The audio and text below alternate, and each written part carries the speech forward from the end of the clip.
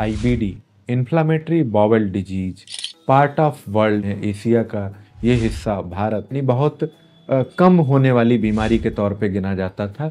धीरे धीरे आईबीडी जो कि हम कहें कि विदेशी बीमारी कही जाती थी, या धीरे धीरे इस पार्ट ऑफ वर्ल्ड यानी भारत में भी धीरे धीरे बढ़ती जा रही है। पहले हमारा सस्पिशन बहुत लो रहता था कि आईबीडी हो सकता है, नहीं हो सकता है, क्योंकि संख्या ही इतनी कम थी। पिछला डाटा कहता है कि आईबीडी का संख्या अब गोरे लोगों के कंट्रीज यानी कि जो व्हाइट लोगों के कंट्रीज हैं उनसे भी बढ़ता चला जा रहा है इंडिया। हमारे बड़े बुजुर्ग कहते थे कि हम पहले मोटा अनाज खाते थे इसलिए हमको पेट की बीमारियां कम होती थी।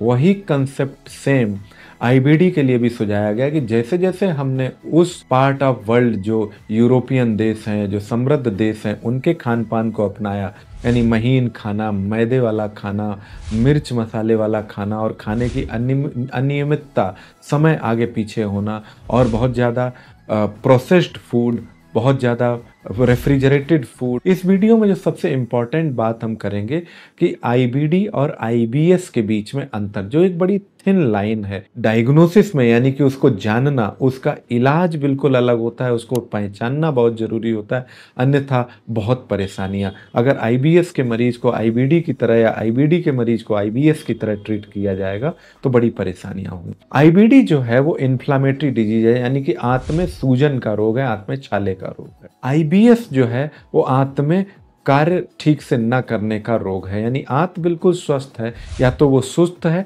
या वो फास्ट है, काम अच्छे से नहीं कर रही, आंत में कोई पैथोलॉजी नहीं है, कोई बीमारी नहीं है। इसको हम कैसे पहचाने डे टू डे प्रैक्टिस में कि आईबीडी और आईबीएस में अंतर कैसे किया जाए। यानी पहले हम कहें सिम्टम क्या होते हैं आईबीडी के या आईबीएस के।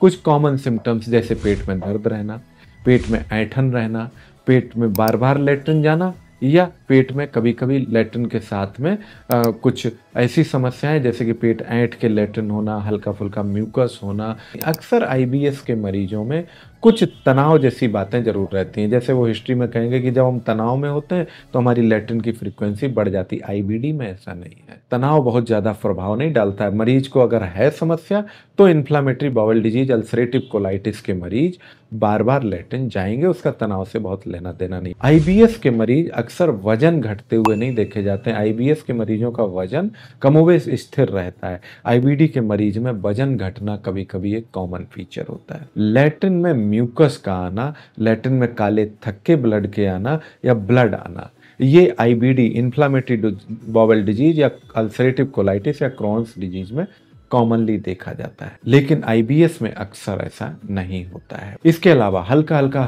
शरीर में बुखार हरारत रहना, ये अल्सरेटिव कोलाइटिस या आईबीडी में कॉमनली देखा जाता है, ऐसा आईबीएस के मरीजों में नहीं देखा जाता है। इसके अलावा ब्लड के कुछ मार्कर जैसे ब्लड की कमी, आपने हीमोग्लोबिन कराया, ब्लड कराया और आपका ब्लड कम है तो आईबीडी, अल्सरेटिव कोलाइटिस की ज़्यादा संभावना है, आईबीएस की संभावना कम हो जाती है। इन्फ्लामेशन के मार्कर यानी आंत में सूजन के जो ब्लड के मार्कर हैं, ईएसआर, सीआरपी, ये कुछ सिंपल टेस्ट जो आराम से कहीं भी कराए जा सकते हैं, ये भी आईबीएस और आईबीडी को अलग अलग करते हैं। आईबीएस और आईबीडी को अलग अलग करना, अक्सर लोग कंफ्यूज रहते हैं, आईबीएस है, आईबीडी है, आईबीएस है, आईबीडी। इनको अलग अलग करना, अलग अलग समझना, अलग अलग इलाज करना बिल्कुल इंपॉर्टेंट है, क्योंकि इलाज एकदम अलग है, जीवन की प्रोग्नोसिस एकदम अलग है। अगर आईबीडी को ठीक से नहीं पहचाना जाता है तो लाइफ बहुत खराब स्थिति में जा सकती है, कोलन के कैंसर्स हो सकते हैं, कोलन की अन्य परेशानियां, अत्यधिक ब्लीडिंग होने की वजह से ब्लड कम होना और धीरे धीरे मरीज का कमजोर होना, ये सब समस्याएं हो सकती हैं। तो आइए इस वर्ल्ड आईबीडी डे पे हम ये सोचें कि क्या इस हमारे इस संबंधी में, हमारे खुद में या हमारे इस रिलेटिव में, हमारे पड़ोसी में क्या आईबीडी के सिम्टम्स तो नहीं है, ये inflammatory bowel disease, ulcerative colitis तो नहीं है जिसको आईबीएस के तौर से समझा जा रहा है, आईबीएस के तौर पे ट्रीट किया जा रहा है। हम उसको समझें, पहचानें, गैस्ट्रोएंटेरोलॉजिस्ट से संपर्क करें और आईबीडी की लाइन पे उसका ट्रीटमेंट स्टार्ट कराएं जिससे उसका जीवन स्वस्थ हो सके। मैं doctor Indresh Dixit, consultant gastroenterologist, आवश्यकता गैस्ट्रो और गायनिक केयर पर आपको आईबीडी, इन्फ्लामेटरी बाउल डिजीज के दोनों हिस्से, अल्सरेटिव कोलाइटिस और क्रॉन्स के इलाज के लिए समुचित उपचार और समुचित निदान देने के लिए उपलब्ध हूँ। आप कोई समस्या होने से मेरे से संपर्क कर सकते हैं।